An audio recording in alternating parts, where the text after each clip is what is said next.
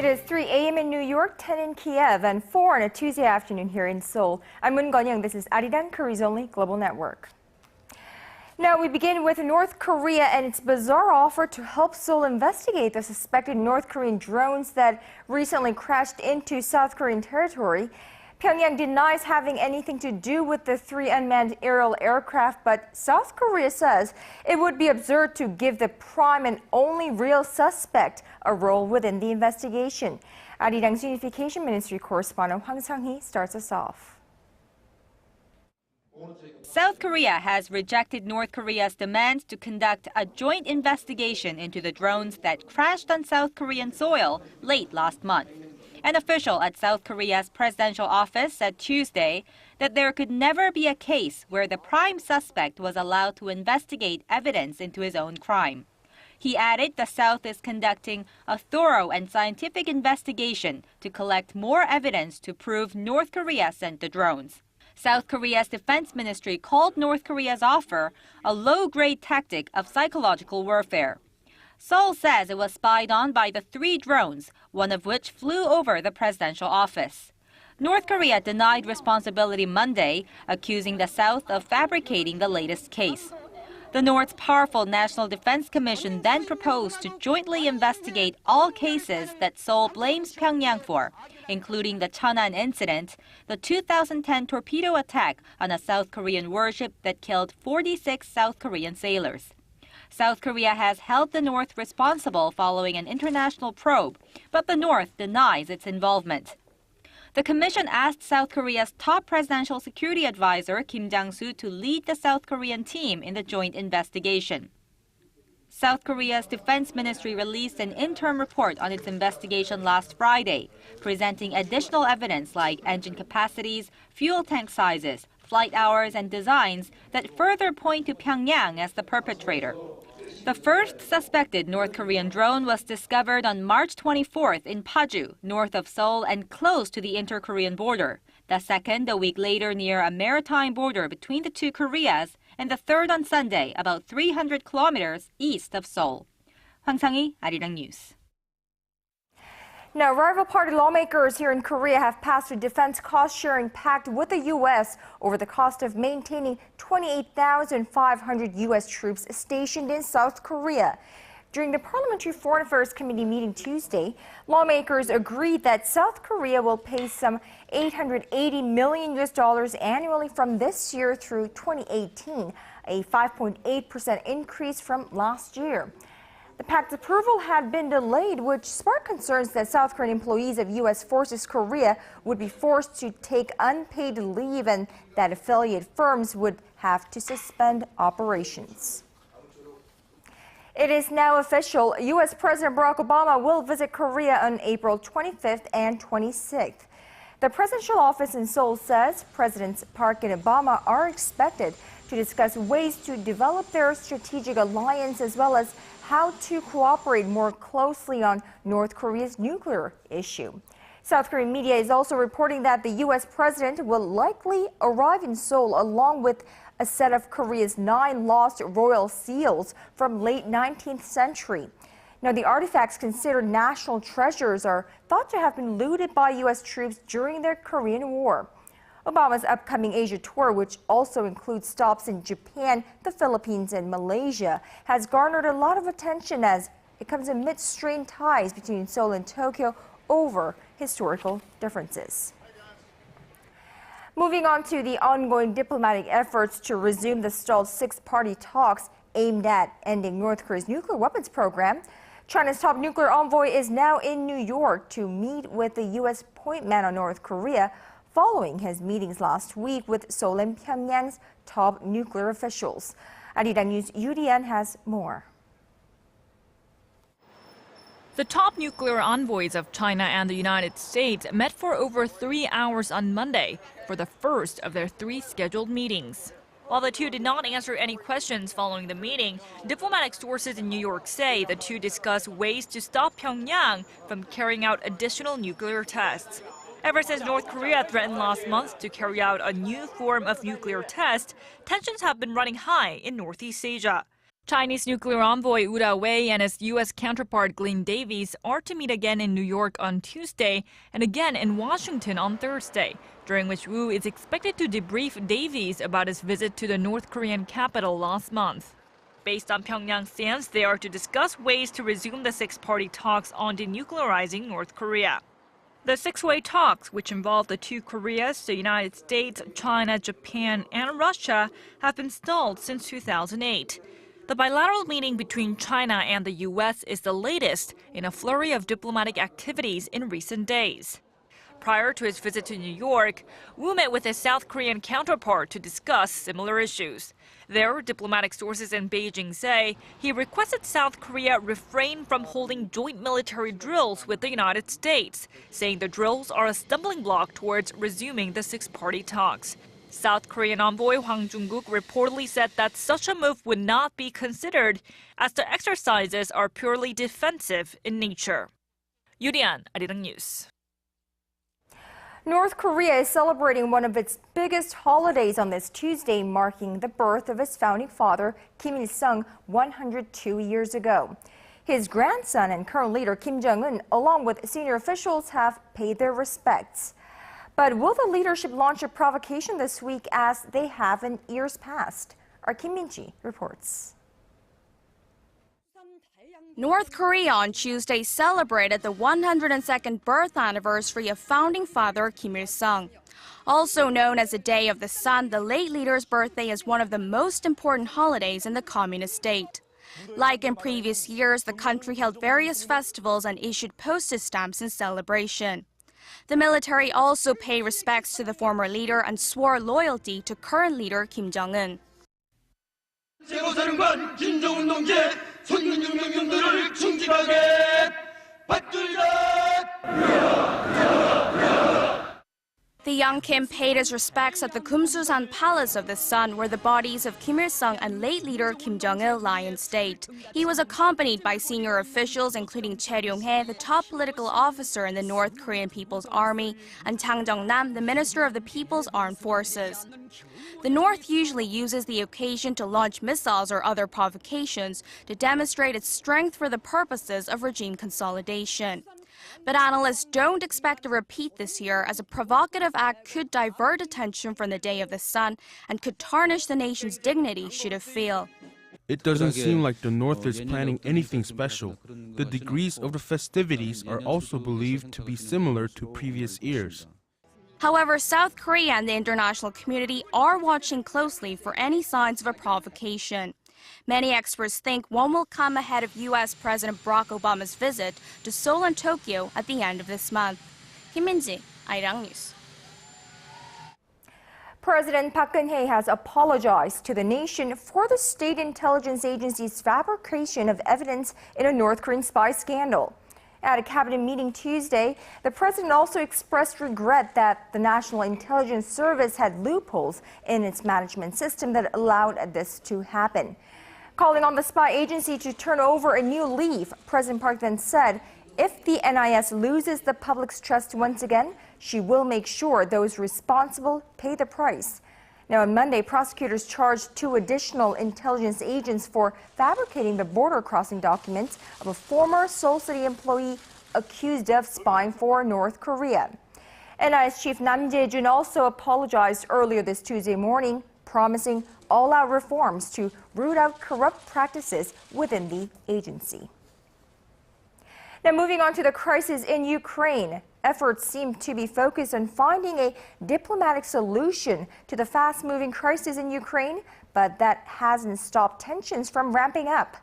Moscow isn't budging, while those supporting Russia have occupied more buildings in eastern Ukraine. Here's Connie Lee with more. The unrest continues in eastern Ukraine. The deadline for pro-Russian protesters to leave Ukraine came and went, with no withdrawal. Instead, the protesters took control of yet another government building on Monday, this time a police station in Horlivka. If they don't give us a chance to hold a referendum, we'll force them to give us a referendum, because it is the utmost form of democracy. That's it. At least 10 cities or towns in eastern Ukraine are occupied, prompting the EU and the US to threaten greater sanctions, including trade sanctions on Russia over its actions. The White House said it had urged Russian President Vladimir Putin to tell his pro-Moscow protesters to leave the occupied buildings in eastern Ukraine. Putin denies any interference in the region, but the West isn't buying it. There can't really be any real doubt that this is something that has been planned and brought about by Russia. The forces involved are well-armed, well-trained, well-equipped, well-coordinated. As fears of an all-out civil war increase in Kiev, leaders from the EU, US, Russia, and Ukraine were set to hold talks in Geneva on Thursday in hopes to finding a diplomatic solution. Connie Lee, ARIRANG News.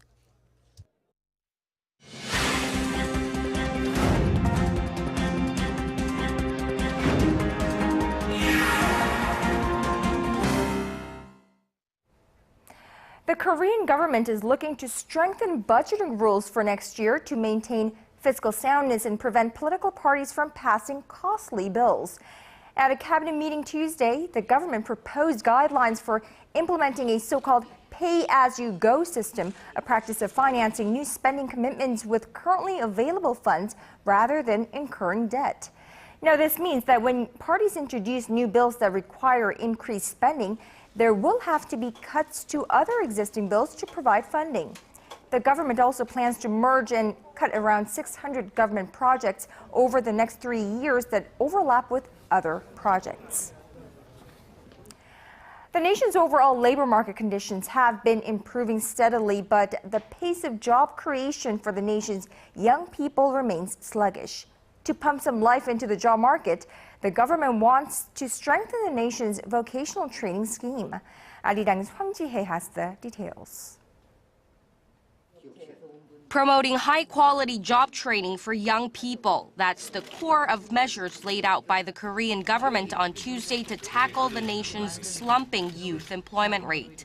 The government aims to develop an apprenticeship program like that of Germany or Switzerland, where students receive training from companies for 3 or 4 days a week while taking classes at school for 1 or 2 days. It will start the plan next year at 3 case schools. The government also plans to provide tax breaks to companies participating in the apprenticeship programs. The set of measures come as the nation's youth employment rate stood at 39.7% last year, falling below 40% for the first time ever. This is also far below the OECD average of 50%. The problem is the nation's small and medium-sized businesses are also struggling with a labor shortage. With the nation's high college entrance rate, most young people want to work for large companies like Samsung and Hyundai or look for stable workplaces like state-owned enterprises. Experts say that fostering more hidden champions or strong small and medium-sized companies is critical to create quality jobs that all young people want to work for. Through these measures, the government expects to create 500,000 jobs by 2017. Progress will be reviewed during a weekly economy-related ministers' meeting. Hwang Sung-hee, ARIRANG News. The top 20 conglomerates in Korea expanded their hiring of contract workers last year. The business reports of 20 companies with the highest profits show that at the end of last year, around 12,600 people were working on contract, which is a 15% jump from previous year. The rate of increase was the biggest at the 3 Hyundai Motor Group companies. Now, Kia Motors contract employees grew from 23 in 2012 to 120 last year. Hyundai Kia attributed the increase to vacancies on assembly lines and a rehiring of retired employees. The heads of Korea's 10 largest commercial banks have been hauled in before the nation's financial regulator. The Financial Supervisory Service wants answers for the recent series of high-profile scandals and disastrous data leaks. Now it's also demanding measures be put in place to stop anything similar happening again. Our Kim Jonguns reports. Korea's financial watchdog has ordered commercial banks operating in the nation to draw up fundamental countermeasures to deal with corruption and the spate of data leaks that have rocked the banking sector in recent months. The Financial Supervisory Service says the presidents of the banks will be held personally responsible if they don't get a handle on the moral or data breaches. That was the message delivered during a meeting Tuesday morning with the chiefs of the country's 10 largest commercial banks present. The regulator called on the bank heads to modernize their work practices and improve employee ethics by implementing surveillance measures. They include forcing employees to take short leaves of absence so that their computers and files can be examined for any signs of mistakes or wrongdoing. The regulator also called for the rotation of employees to different posts to prevent corruption. The FSS says it will take a closer look at banks that show early signs of problems and conduct an impromptu inspection to prevent financial catastrophe. The FSS has already conducted these types of inspections on 2 commercial banks, the Korea Exchange and Daegu Bank, after detecting problems concerning dormant deposits. FSS Governor Choi Soo-yeon had earlier blamed the recent string of data leak cases on lax management, saying bank chiefs that fail to properly monitor their employees would be punished. Choi also said that the problem is not limited to just commercial banks, but also to other financial entities, from credit card and insurance companies to savings banks. 3 of the nation's largest credit card firms were found to be responsible for a personal data breach in January of tens of millions of their card holders, the largest leak in the country's history. Kim Jonguns, ARIRANG News.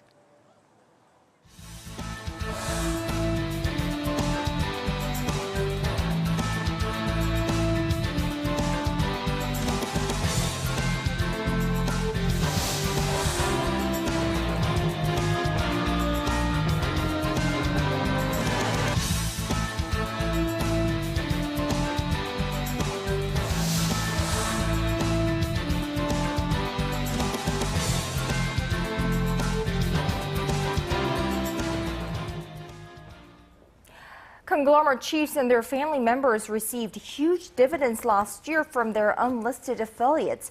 Now, this is in clear contrast to Korean stockholders who get the smallest portion of dividends in the OECD, according to the Financial Supervisory Service. Let's take an in-depth look into this with our regular contributor, Dr. Kim Jonguns, who joins me in the studio. Good afternoon to you, Dr. Kim. Good afternoon. So what are some of the specific cases being reported right now? Well, according to the Financial Supervisory Service and their data released yesterday, we have plenty of cases here because we are talking about almost 2,000 different companies that belong to 33 business groups here. But not all the 2,000 companies, but the case of seeming wrongdoing seem to be plentiful here. And overall, what's happening is these companies, they give out, because these are unlisted companies to begin with, their data is not publicized as much. But here, at least according to the data that we got from the Financial Supervisory Service, we can at least see some of the possible wrongdoings here. To talk about specific cases you asked for, to quote some of the Yonhap News cases here, Hyundai Asan Group, for instance, they have a unlisted small company along with their main line of businesses, such as ship, what do you call it, the shipping business and so on, and then other development businesses and so on. They have small company that has been accumulating, loss last year. But what they did was they gave out a large amount of 1.2 billion won, for instance, as in the form of dividend to the chairwoman, Geun Hye, for instance, and causing further into the dragging the company more further into the loss here. And Pyongyang Group's case is a very famous one that's being talked about extensively here. In that case, what they did was they gave out dividends that was 13 times larger than net profit of their company. Usual practice here in Korea is you can expect about 20% of net profit to be made, given out in the form of dividends. But in this case, 13 times more than the net profit itself. But there are lots of different cases, such as Cho Hyun-jun, head of Hyoseong Corporation. He got about 4.4 billion won worth of dividend from a small company that's not listed, while the overall business for Hwang was not doing well at all. So we can go on continuously on these kind of cases, but all I'm saying is the list of these possible wrongdoings seems to be very long. So the company as a whole not doing well, not making profit, but the owner making profit on a personal level.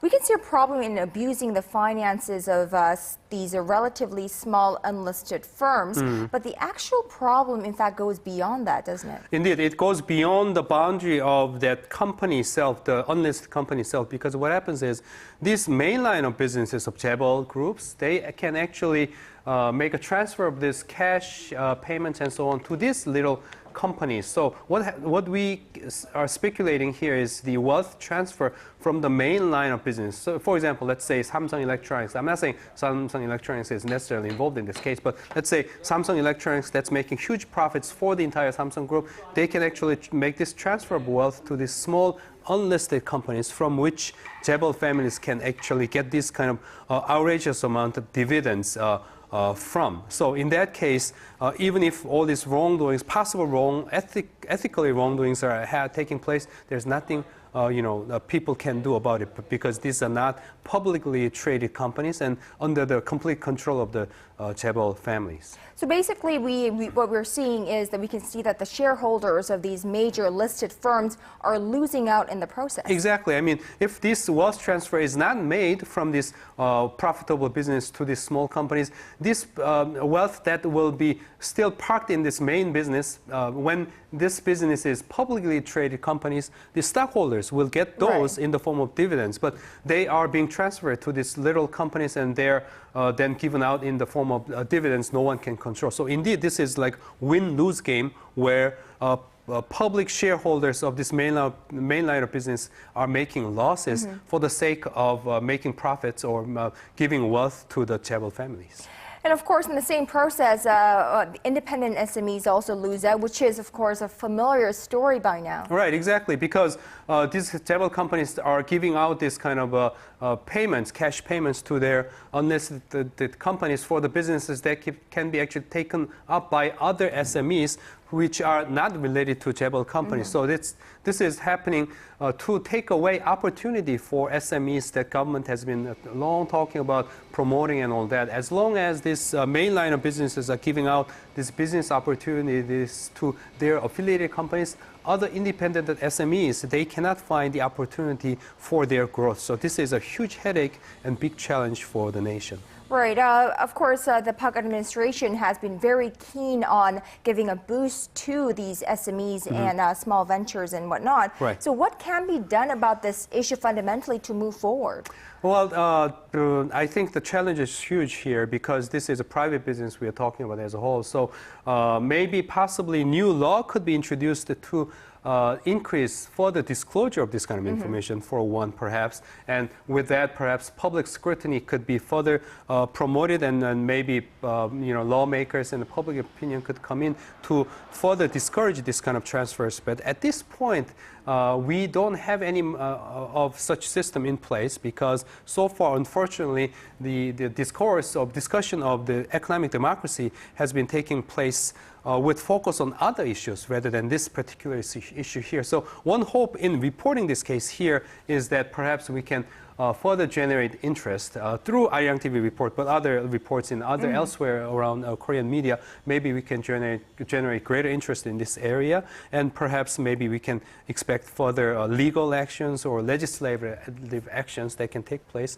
in order to discourage this kind of practice. But I think we still have a long way to go because fundamentally this is a question of a private ownership here, which has some sensitivity in terms of the key principles of running market economy here. Right, definitely. So basically, to shed more light on this issue, would it hopefully bring about change in this practice? And of course, the fundamental problem, I suppose, it's a downside of Korea's chaebol or family-owned conglomerates, I suppose. I agree, definitely. All right, Dr. Kim Jonguns, thank you so much for today. We'll talk to you tomorrow. Thank you.